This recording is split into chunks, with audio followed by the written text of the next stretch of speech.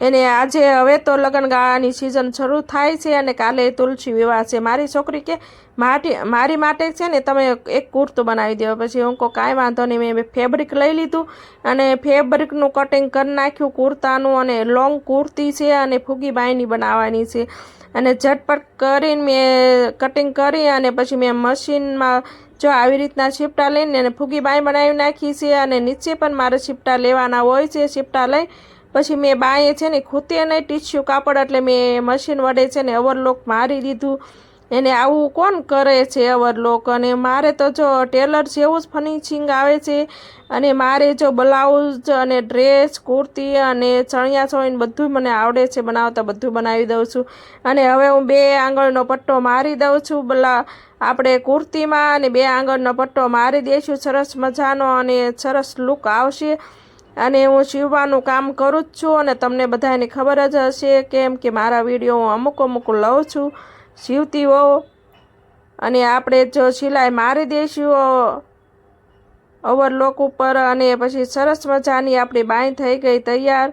અને ફટાફટ ને એમ તો કાંઈ બહુ વાર લાગતી નથી કુર્તું બનાવવાના, અને કુર્તું ફાઇનલી તૈયાર થઈ ગયું આપણે। અને મારી છોકરી કે મમ્મી આની સાથે કાંઈક માથામાં કાંઈક મેચિંગ હોય તો બહુ સરસ લાગે, બોર્યું કાંઈક બનાવી દે। પછી મેં કટકાનું અટરમ પટરમ કરવા મેં બેસી ગઈ, અને ફાટિયા દોઢિયા કરી નાખ્યા કટિંગ। અને પછી કટિંગ કરતાં તો કાંઈ વાર નથી લાગતી। અને પછી મેં વિચાર્યું કે હું સરસ બટરફ્લાય બનાવી દઉં। અને આપણે તો જો આપણે બજારમાં લેવા જાય તો ઘણા બટરફ્લાય મોંઘા મળે છે, પછી મેચિંગ તો મળતા નથી, એટલે મેં સરસ મેચિંગ કરવા માટે મેં સિલાઈ મારી દીધી। અને સિલાઈ મારી અને તમને દેખાડું સરસ મજાનો લુક થઈ ગયો છે।